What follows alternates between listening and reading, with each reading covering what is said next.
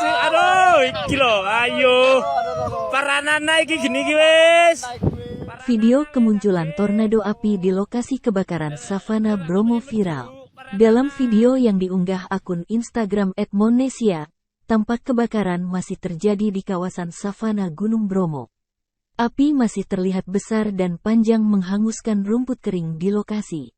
Kondisi kebakaran diperparah dengan tiupan angin yang cukup kencang, sehingga membuat api berdiri ke udara dan membentuk pusaran puting beliung. Setelah berputar tinggi beberapa detik, api itu padam. Tornado itu padam dan berganti asap tebal dengan bentuk mirip puting beliung. Video ini pun langsung mendapat banyak komentar dari netizen.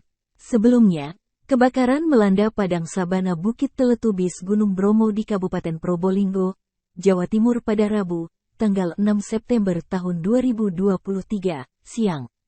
Penggunaan flare atau suar aktivitas prewedding menjadi pemicunya. Tak kurang dari 50 hektare lahan terbakar. Sementara itu, polisi pun menetapkan manajer wedding organizer sebagai tersangka, Kamis, tanggal 7 September tahun 2023. Para anak iki gini iki wis. Para anak wis ade. Nek kepengin medu para anak. Terima kasih sudah nonton. Jangan lupa like, subscribe, dan share ya.